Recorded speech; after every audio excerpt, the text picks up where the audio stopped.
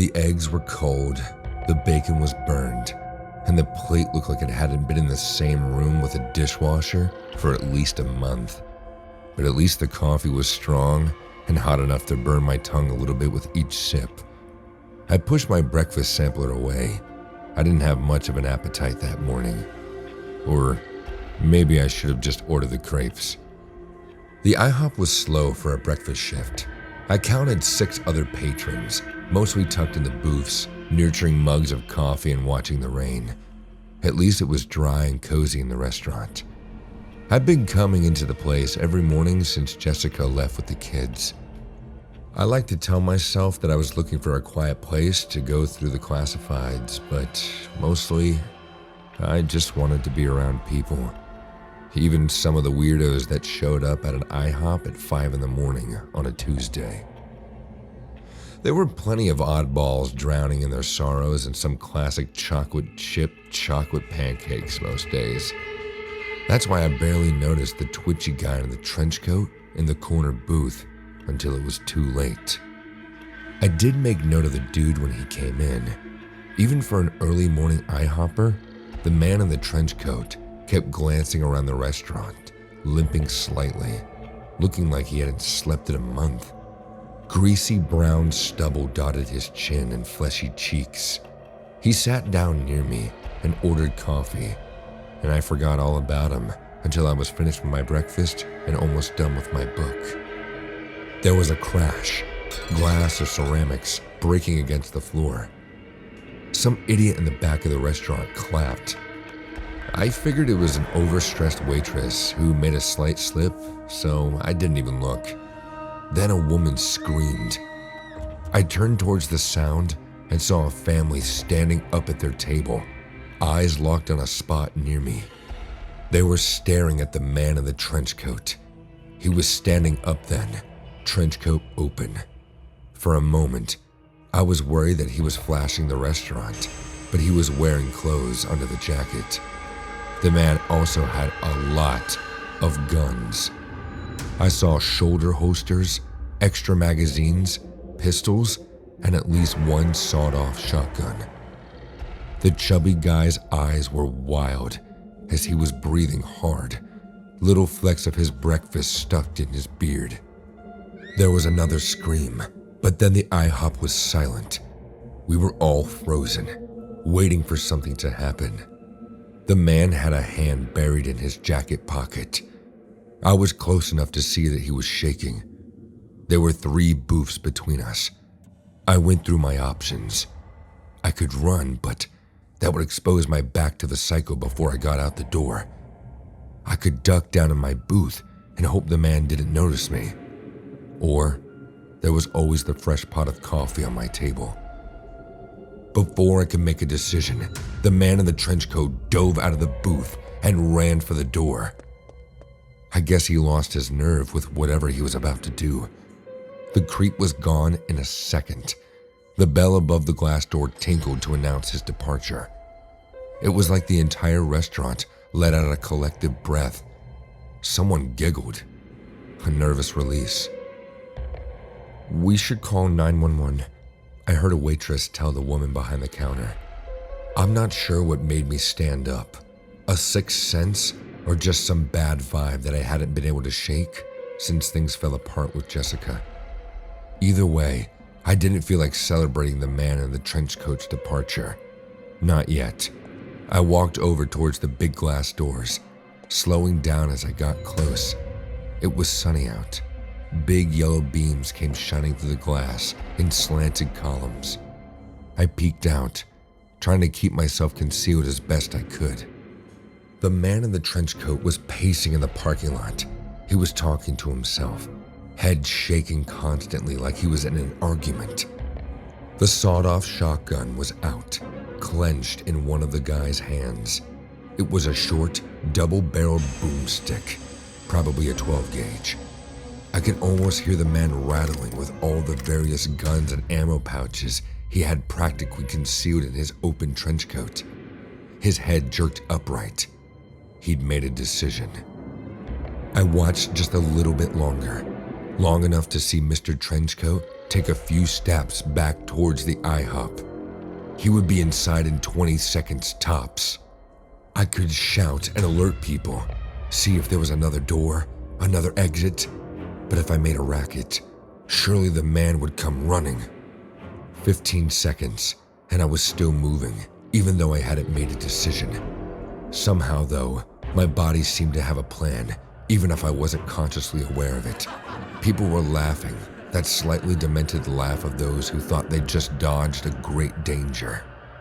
They didn't realize the danger was huffing and puffing its way back in, sawed off, gripped in one sweaty hand. I walked past my booth to the station where the servers could pick up orders. There were several pots of coffee warming on plates. I wanted a fresh one, but couldn't tell and didn't have time to check. I was moving on reflex, snatching up the closest pot, half filled with coffee. I hurried back to the door. As soon as I turned the corner around the server station, I saw a trench coat. He was in the space between the interior and the exterior door.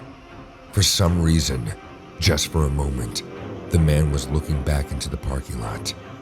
I barely had enough time to half walk, half run for a spot next to, but out of view of, the entrance. Dark coffee sloshed over the pot's opening, hitting my hands and splattering on the floor. I should have known then that my plan wasn't going to work, but my adrenaline was so high, I had tunnel vision. The man came in, shotgun first. I waited until he was halfway in the door. Then, I grabbed onto the gun by the barrels and splashed the coffee directly into Mr. Trenchcoat's face. I caught him square on, a perfect cascade of black fluid cashing the creep in his eyes. He yelled and jerked back, but I held onto the gun. I felt both barrels discharge as he hit the triggers. Luckily, I had the shotgun aimed at the ground. Still, some of the pellets ricocheted and caught my left leg. I yelped is a pretty accurate way to describe my reaction. People panicked when the gun fired. Standing there in the echo of the boom and smoke, I looked at the door. The man in the trench coat was still standing, looking more confused than injured. He dropped the shotgun, but I could see other weapons dangling from inside his jacket. We made eye contact. "Cold?" he asked. I realized I must have grabbed an old pot of coffee, one on an inactive warmer. Essentially, I just splashed the guy with room temperature bean water. As soon as he recovered from his shock, the man could start shooting at any moment. Maybe we both figured it out at the same time, because he started reaching inside his coat at the exact instant I swung the now empty coffee pot. The glass shattered against the man's face, slicing up his cheek and jaw and forehead. That was enough to knock him to the ground, and I jumped on him as soon as he was down. Other patrons rushed over, and we dogpiled the shooter, pinning his arms until a waitress ran over with duct tape to restrain him. The cops showed up quick. Part of me thought I was foiling a robbery, but that didn't make any sense. Why would a robber need a half-dozen guns? It turns out the man was planning a random shooting. Police found his manifesto in his attic. He was living alone, a recent divorcee like myself. Maybe I should have sympathized with him, but whenever I start to, I picture that family standing up at their table, terrified. There were 2 kids. Too bad for the man in the trench coat. If he was going through a rough patch, that doesn't mean you ever get to hurt people. I'll be a witness at his trial in a few months, and I hope dearly that they lock him up and lose the key. I was never a fan of our local IHOP until the craziness that happened last summer. There were just too many good mom-and-pop breakfast places in town to bother with a franchise like IHOP. But that was before the place got the strange new cook and started offering, in my opinion, some of the best food on the planet. Before all the bloodshed and the violence and the fire, I would have said our IHOP was practically heaven on earth during the summer of 2021. The stranger arrived in town via Greyhound bus in early May. I was actually at the station that morning picking up my good-for-nothing brother-in-law when the IHOP cook came in. He wasn't the cook at the time, of course, just some young gun in a faded denim jacket and mirrored sunglasses that caught the sun. It's a small town and we don't see visitors much, so I tossed the fella a friendly wave. He smiled and, for a moment, I thought there was something funny about his teeth. When I looked again, it was normal. A car came and picked up the stranger a few minutes before Mike, that brother-in-law I mentioned, walked out of the station, already smelling like scotch and Pepsi at 9 in the morning. Mike wanted to get breakfast before going to my house and insisted on IHOP. He promised to pay too, though I accurately predicted that he would tell me he couldn't find his wallet when the bill came. Still, trying to be a good host and take care of my wife's only brother, I drove my truck over to the IHOP. The joint was nearly empty when we walked in. Like I said, there were too many good places in town that didn't have that corporate vibe. As we sat in our booth, I was surprised to see the young guy from the bus station setting up in the kitchen. His jean jacket was gone, replaced with a clean white shirt under a dirty white apron. But he was still wearing his fancy shades. The man shot me a wave, and I smiled back. It was like we were already friends. I ordered the country fried steak and eggs, while Mike got the smokehouse combo. My expectations were so low, they'd be more of a pothole than a speed bump in hell. But from the moment our waitress brought over the food, I knew something had changed. The eggs were fluffy, the meat was seared to perfection, and the smell of both of our breakfasts almost made me snatch the plate from the server before she could set it down. It was the best meal of my life up to that point. I could tell from Mike's expression that he felt the same. My brother-in-law was so stunned that he forgot to forget his wallet and actually paid for our food. After leaving the IHOP, it was all I could think about that night. I lay in bed tossing and turning, dreaming of the steak and the hash browns and the pancakes. I was up at 6 a.m. the next morning and at the restaurant 10 minutes later. Unlike the day before, this time the IHOP was packed. Clearly, word had gotten out that the food was much better. Much better. I caught a glance of the kitchen and saw the stranger in there again, surrounded by steam and smoke, his spatulas a blur. The young guy was still wearing his aviators, so shiny they reflected the crowded IHOP back at us in the dining room. I ordered the breakfast sampler, though for a moment, then ordered a quick 2-egg breakfast on the side, and sirloin steak tips to take home. All of us in the restaurant ate like it was our last meal. Food was flying. Servers were diving out of the way like soldiers dodging artillery. Through it all, the stranger watched us behind his sunglasses, smiling in the brief moments when he was a whirlwind of action. Just like at the bus station, though, there was something off with the smile, if I caught it from the corner of my eye. Something too stuffed, nearly bursting out.